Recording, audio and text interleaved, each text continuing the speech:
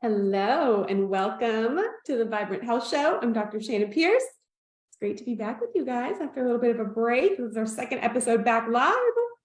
Let me tag everyone in here. Today's going to be fun. I wanted to go back to kind of some basics with you guys since it's been a little bit and really start to dive deep into hormones. Hormone balance, proper hormone testing, who needs it, what are signs and symptoms that you have a hormone imbalance, what do you do if you have a hormone imbalance, where to start, all the things, because this is probably what I get the most messages and private messages about is I feel like it's my hormones, but maybe my doctor won't test them or they tell me everything keeps coming back normal. What do I do? I also get a lot of questions from women in perimenopause, menopause, who've had hysterectomies, who aren't sure if they need hormone testing because they've either been through menopause or they've had their ovaries and their uterus removed, or maybe a partial hysterectomy. So I want to take today and just kind of go through all of the different ages and explain what proper hormone balance is for those ages, what you're looking for as far as testing goes, and really just break it down in age groups. And then over the next couple of weeks, we'll go a lot deeper into each topic, like what to do if you're coming off birth control. We're going to talk about infertility. We're going to talk about perimenopause, post-hysterectomy. We're going to jump really kind of deep into those topics. But today is a great introduction to all of that. So if you know somebody who is struggling, hey, everyone jumping on. Glad you're here. Say hi to me as you jump on. Watching the replay, let me know. And I'll come back and answer as many questions as I can as we go. But let me know in the comments, are you maybe felt like you have a hormone imbalance? Or I also think too, like, especially as women, we have an intuition about our bodies. And it can be really frustrating when like something feels hormonal, it feels off. Maybe it's your mood, maybe you're gaining weight and you don't know why. Maybe it's your energy. And you can kind of tell it's a hormone pattern. But maybe you've gone to your doctor and you've asked them to test your hormones, and you might have been met with the tried and true answer of, oh, we don't really test hormones. There isn't any reason to test them, or it's not accurate, or they send you for a really quick blood draw, get the hormones back, and everything's within normal range, and you're still left kind of thinking, I don't know, I still think it's my hormones. Let me explain to you why it probably is, what happens in that situation, and what you do about it as well. So first off, proper hormone testing is like my love language, right? It's my favorite thing to talk about. Testing your hormones properly makes all of the difference. So let's start there, because when we start talking to the age groups, no matter how old you are, no matter what phase of life you are, the difference is going to really matter when it comes to what type of testing you're getting for your hormones. So most hormone testing, if you're getting it done through your general practitioner, even sometimes through like an endocrinologist or a fertility center, a lot of times they're just doing a simple one-time blood draw. Now, there are times for follow-up labs, or if I'm looking for specific things, that I will test hormones through blood. There is some accuracy if you're doing it the right way. But unfortunately, most of the time, it is not done properly. For example, if you have ever gone to your doctor and asked for them to test your hormones, and they give you a requisition, they tell you go to the lab, but they give you no other instructions. If you're a cycling female and they don't tell you to go on a very specific day of your cycle, if they don't tell you to go at a specific time of day so they know how to look at your adrenal pattern, if they don't give you any further instruction about timing, what to do with any other hormones that you're currently taking, what to do with any supplements you're currently taking, if you don't get any additional information than just, here's a requisition, go get a blood draw, you get it back and everything's in normal range, I'm telling you right now, you have not had your hormones properly tested. You've had a teeny tiny snapshot of what's going on in your body at some given time during the month that you probably don't even remember by the time you get your blood draw back, and you don't have accurate information. It is really important for hormone testing to be relevant and accurate. There are very specific things that need to be followed. And I think a big problem that happens when you're just getting these basic labs is that none of those protocols are followed. So yeah, then I would agree with your doctor. It's not really dependable. We don't test hormones because, they're not accurate. If you don't test them the right way, they are not accurate. So the first two time frames we're going to talk about, a younger cycling female, from the time you start your period till I would say early 20s, and then 30s and 40s. In those timeframes, it's incredibly important that we test our hormones at the right time of the cycle so that we can get accurate and reproducible results, right? When we recheck and we retest, we need to make sure we're doing it at the same time we originally saw your hormones, or else you're not going to be able to see the same progress. So for a cycling female, if you are going to do a blood draw, which again is not my favorite way, we'll talk about different testing in a second, but if that's your option and you're going to do a blood draw, at bare minimums, you have to make sure you are going between day 19 and 22 of your cycle, because that's the most reliable time that we're going to see that progesterone spike. We can determine where progesterone is in relationship to estrogen at that point. We are just better able to map and know what's really going on if we have a clean window of when you're supposed to get that tested.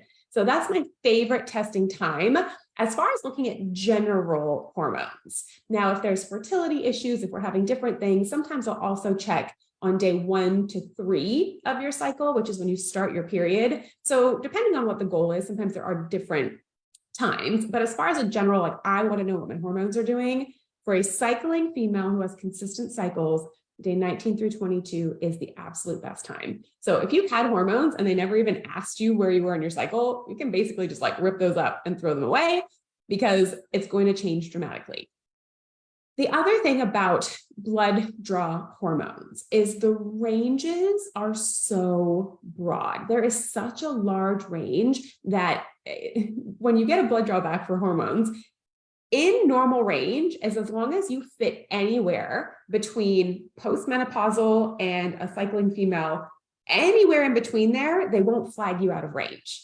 So it's up to the doctor or the practitioner to know your age, where you were in your cycle, all of those things, to then determine what normal range is for you. But again, unfortunately, what I noticed is because it wasn't flagged out of range, you're told, you get the email or you get the nurse who calls you and says, everything's in normal range, it looks great. But blood draws, just by the nature of how they're represented on the page, are really, really hard to read, because the ranges are for every woman in every age. And then you have to discern from there, for you specifically, for your case, where those ranges should be. So again, as a primary way of testing, blood hormones are not my favorite. I much prefer to do them through urine. You've probably heard me talk about the Dutch test, is absolutely my favorite. The Dutch test maps all of your hormones. So not only do we get to see the levels, not only do we have accurate ranges that we get to see for each phase of life, but we also get to see a deeper dive into how your body is metabolizing hormones. One of the reasons I'm not a big fan of blood draws in the beginning is also because, let's say we see something crazy off. Let's say your estrogens are really high and your progesterone's tanked. Okay, we know your numbers are off, but per that blood lab, I still don't know why, right? Are your estrogens getting stuck in a specific pathway? Are your adrenal glands draining your progesterone? You have a number, but you still don't have an answer, right? And I think a lot of times that's where you who are watching get stuck, is like, okay, so maybe something's off, but I still don't know why, and I still don't know what to do about it.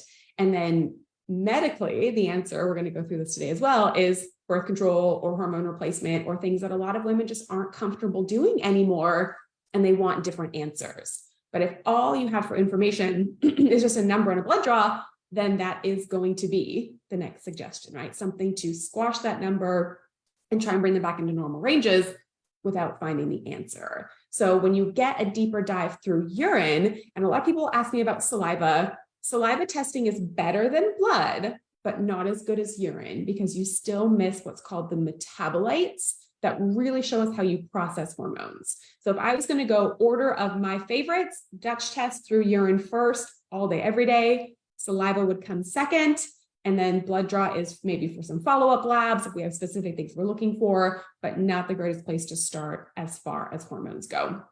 So urine is the gold standard. As we go through some of the deeper classes in the next few weeks, I'm going to show you my Dutch test. We're going to go through some different things so that you can really see what we're looking for there. But just as a beginning point, if you want to get your hormones tested, or maybe you've had some testing and you're wondering if it's the right type, urine first, saliva is okay. If all you've had is a blood draw, you have not had a detailed hormone panel. You definitely want to get some better testing so that we know what to do from there and why those hormones are off. So number one, if you've been told that hormone testing isn't accurate, that's why, because most of the time it's not done appropriately to make them accurate and reproducible. If you've been told that it's not necessary to test your hormones, that's a load of crap, especially if you're a woman. We are hormonal beings, right? Our hormones fluctuate. It's a big part of how our body heals and flows. If you don't know your hormone pattern, not only could it be contributing to symptoms, but you also don't know how to best support your body, right? All of our hormone patterns are going to look a little bit different. The more you know about what your body's doing, the better you can choose what's the best type of exercise for you.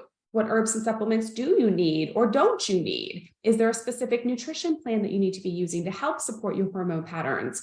All of those decisions should be uniquely made to you based on your patterns, and looking at our hormones and our adrenals as a woman in particular will give us so much insight to what our body wants and needs so that we can support it the best, not only to feel better, but also to have optimal health, right? We want to have vibrant health. That's what this show is all about. Not just stop feeling crappy. I want you to feel amazing and love the way you look and feel in your body. And over and over and over again, I find getting really good hormone testing is the key to being able to achieve that for yourself. So do not be fooled. Don't let anybody tell you hormone testing isn't necessary. It's hugely necessary, but it has to be done properly. Again, through urine. The Dutch test is my favorite. I'll put a link below to my favorite test, but we'll talk a lot more about that the rest of these next few weeks. So let's dive into ages. Hey, everyone jumping on. Got lots of people on today. Great. Let's talk age ranges. Okay, so first of all, everyone will message me and say, hey, can my daughter do this test? She just started her period. Like, what's too young? When would you start hormone testing? I fully believe if I would have started my hormone testing when I first started having, I was having acne, I was having bad periods when I was like 14.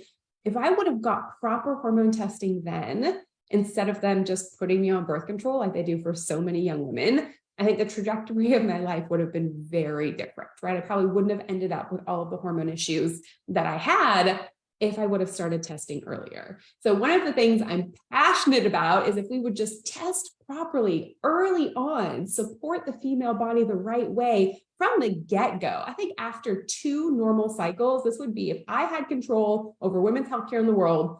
When a girl starts her period, after she has had 2 regular cycles, so usually that's about 60 days later, she should get her first Dutch test. We should see what her hormones look like. We need to know what her adrenals look like. We need to support her gently through some of the most stressful years of her life, right? Remember being a teenager? Like, that was awful. That's a lot of stress. There's a lot of stuff going on. If we could support young women from the get-go, we would see so much infertility, hysterectomy, endometriosis disappear if we properly supported our bodies. So I fully believe as long as you're having a cycle and you've at least had 2 regular cycles, it is time to get some testing to know how to properly support your body. So that would be the first time I think it's relevant, especially, so let's say you've missed that window and now a younger woman's having some symptoms, right? The things that you would normally go to your doctor for that sound hormonal. So whether that's irregular cycles, heavier painful cycles,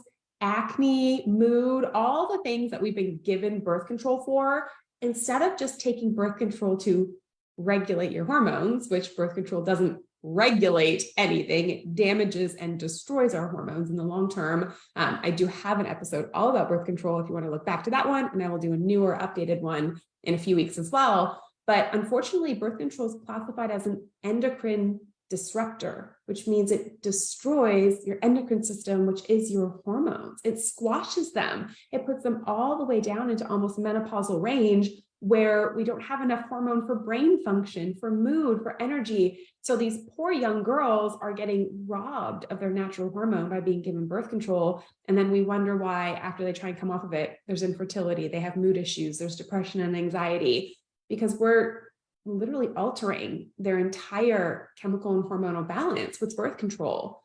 So instead of jumping to birth control, why aren't we testing hormones properly and seeing if maybe there's a pathway issue or inflammation or things that we can manage with really great natural options? There are so many herbs and homeopathics and things that you can use safely instead of getting on birth control. But we're usually not told those options, right? My mission in life is to make sure women know they have options, right? Choose your way. If you still choose birth control, if you still choose to go that, I'll love you and support you just the same. But I believe you deserve to know that there are other options, and that's not the only thing that regulates hormones. So I would say for that, from starting a period all the way up to kind of that early 20s before you're thinking about having a family, before you're thinking about pregnancy. Really, the most important thing is to get a good baseline of what your hormones look like and how to properly support your body. Once we kind of get through that 20s and we're in our 30s and 40s, we have a couple of different things that tend to happen. First of all, if you are somebody who has kids, wants to have kids, is planning to have a family, it is incredibly important to make sure that you are properly balancing your hormones pre-conception, if possible. If you've already had kids, so this is a big part of my story, right? I didn't know any of this before my first son. So I went into my first pregnancy with hormone imbalance and all kinds of crazy stuff and had a really hard time postpartum. Learned all of this after my own, struggles with hormones and everything, and did it totally different for my second pregnancy and had a completely different experience. So if fertility is the goal, or if you're trying to expand your family, maybe you already have some kids and you want more, good hormone balance going into a pregnancy well balanced is a game changer. And then being able to really support and balance hormones postpartum, it will look different postpartum, definitely, but having that information that you will support it will make that transition so much easier. So definitely, if any type of fertility, wanting conception, wanting to expand a family or start a family, hormone testing is really, really important for that. Even before, I would say, trying to do fertility treatments, right? And I have nothing against that. Listen, I'm all for whatever we need to do as a group to get you a healthy baby. Like, I co-manage cases with fertility doctors all the time. There's nothing wrong with that. But I often feel like sometimes that's the first step, just like birth control, right? It's the first step, not after there's more investigation. And then that's the most likely next step once hormones are really properly balanced. So if you're struggling with fertility and you haven't had a Dutch test, girl, that's your next step immediately, right away, right? This next cycle, we need to get a Dutch test and see what's going on, because I find there's very typical pathways that are off when you get good hormone testing when it comes to fertility type stuff, and being able to balance that naturally makes a huge difference. Even if you plan to go through fertility treatments, you're going to have a better likelihood of that being successful if your body and your hormones are doing what they're supposed to do, right? So I definitely, for any type of fertility stuff, but also our 30s and 40s tend to be really busy seasons. Things that create hormone imbalance for a woman is always physical stressors and emotional stressors. Those are the two root causes. Now, for every woman, those two things will look different, right? What are your physical stressors? Do you have a chronic Epstein-Barr infection like I did? Do you have a gut infection? Do you have a lot of inflammation in your body? Do you have a mold toxicity problem? All of those are called physical stressors. Things that are putting physical stress on your body can create a hormone imbalance and also create damage to the adrenal glands. But then there's also the emotional stressors, right? Any type of stress, which includes busyness, which is why I always say in that 30 and 40 age range, testing your adrenals becomes really important. Because for a lot of us, it's the time we're working hard. We're doing a lot of things. I know for me, I would say I'm raising babies and businesses at the same time, which is a lot, right? That's a lot going on at once, but I love it. I wouldn't do it any other way, but I have to make sure my hormones, my adrenals, all of those things stay on point and in check, so I'm able to keep up with my busy lifestyle. For a lot of us, right, in those middle years, it's where we go, go, go. We're wearing all the hats, we're pushing hard, we're doing all the things, and there isn't a lot of time for self-care. When we're a little bit younger, right, in our teen years or early 20s, before we have all these things, there's lots of me time. 30s and 40s, we lose it, right? We lose a whole lot of me time, and it puts a lot more emotional and physical stressors on the body. So knowing if you're in a season like that, right? If you're in a busy season, if you're in a season with young kids or older kids and you're driving them everywhere and you feel like there's always something going on, if you have a business, if you're, just really motivated in your career, if you have crap going on, right? If life stuff is happening right now, maybe there's been a loss or a trauma or, a big life change. Those are all things as a woman, they're going to impact our hormones, right? It can't not. Our hormones are how our body talks, right? They're called chemical messengers for a reason. It talks to all these different places. So when there's stress, your hormones and your adrenals are going to adapt to that. So the most important thing you can do in a busy season, test your hormones and adrenals properly, support them well so that you don't end up with a big physical health crash. because when it goes unchecked, that's the time that these stressful seasons turn into autoimmune disease. They turn into chronic inflammatory disease. They can turn into all kinds of these really major chronic diseases because we let the physical and emotional stressors go too long without properly supporting our body, right? So in that 30s and 40s, it's your time to properly support all of those changes so you can withstand the busyness and not end up with the repercussions that happen when we don't prioritize our physical health. So that's the first time we really start looking a whole lot more at adrenals, right? Not that it's not important in the younger years, but usually by 30 and 40, we have put our adrenals through some work and it is time for us to give it back with some love and some support. So I fully believe that phase of life is most of the women who come to me are 30 and above, but starting really good hormone balance in that time and crucial for your health. But it's not too late. If you haven't done that, right, and you're past that phase, and maybe now you're in your kind of later 40s and you're thinking perimenopause, there's still plenty of time to get balanced before transitioning into menopause. In fact, in perimenopause, we have this beautiful window of time that we can test. Now, this is where proper testing makes all the difference. Where you want your hormones when you're 20 is very different than where you want your hormones when you're 30 and 40. It's also very different than where you want your hormones at 48, 49 when we're preparing the body to transition through menopause. And it's incredibly different than where we want your hormones post-menopause.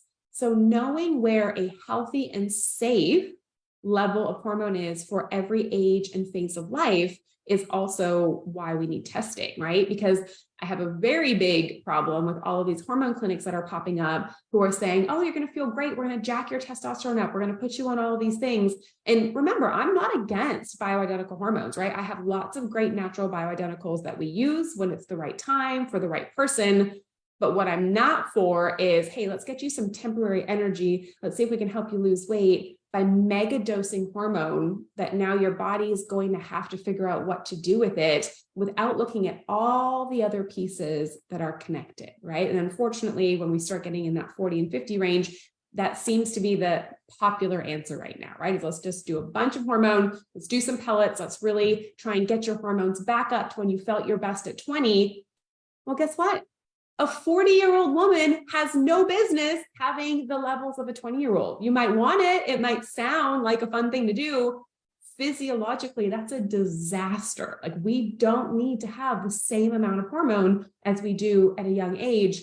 We need the appropriate amount for our age so that we can age gracefully and healthily and not put ourselves at risk of things like cancer and autoimmune disease when we have too much hormone in the body. So be very careful falling victim to the shiny objects that are promising the quick fixes, because they will have some repercussions down the line. The body is not made to have that much hormone at those specific ages. So in your 30s and 40s, really making sure that we're keeping it balanced, we're watching our adrenals. As we transition into those upper 40s, preparing the body for perimenopause, which means making sure, here's the golden rule when it comes to perimenopause, making sure your adrenals are well functioning and you have enough hormone that when it naturally declines going into menopause, you don't tank.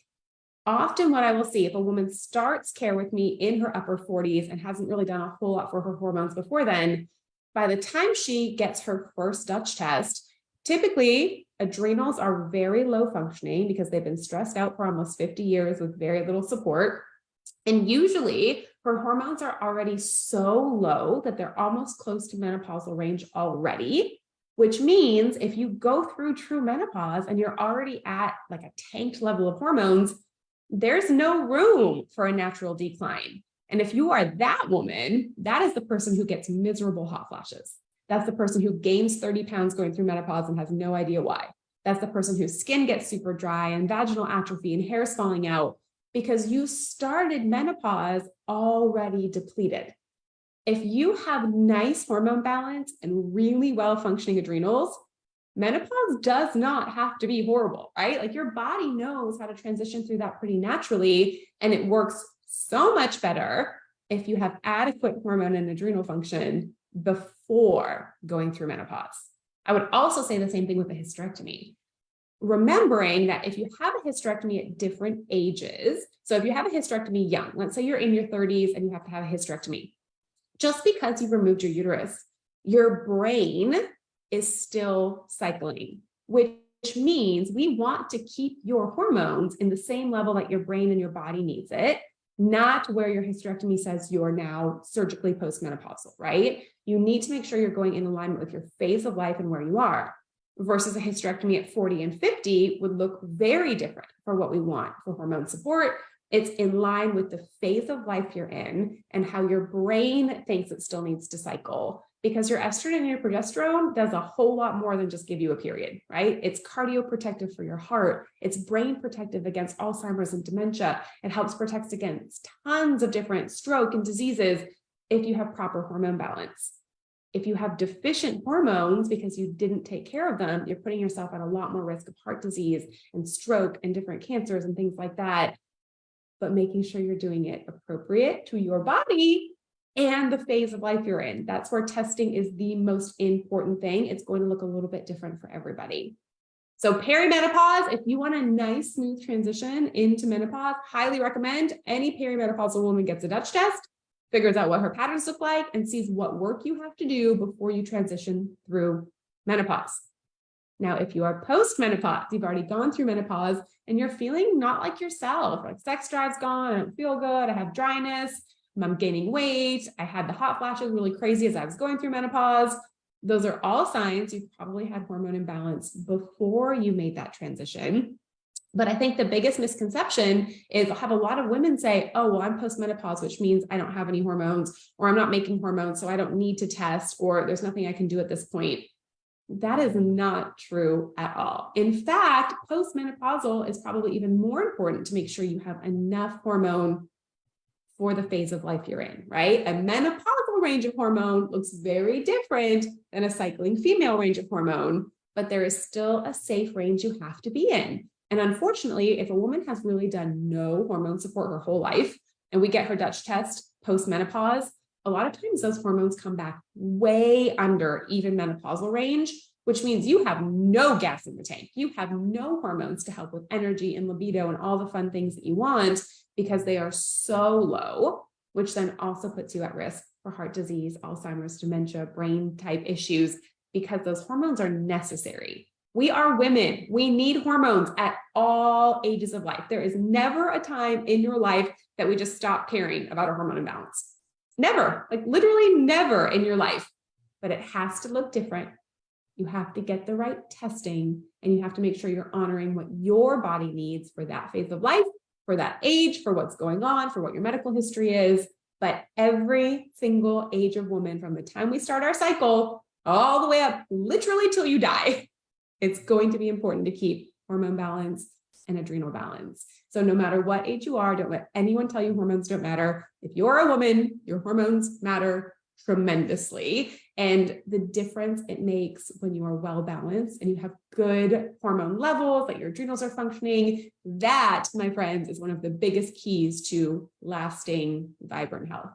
So let me know in the comments if you've had testing before, if you've never had testing. I'll put links to some of my favorite tests, but remember, over the next few weeks, we're going to talk a lot more about this. So keep checking back in, and I'll give some really specific instructions for each of those phases and goals that you might have with your hormones. But today I wanted to make sure we had a good general opening conversation about how from this point forward, it's very clear your hormones are important. They need to be tested no matter where you are in life. If you are a woman, you need proper testing in your hormones. That is my soapbox for today. I hope you learned something. Keep checking back in over the next few weeks for the new episodes. Thank you guys so much for being with me. I'll come back and answer any questions, and we'll see you soon.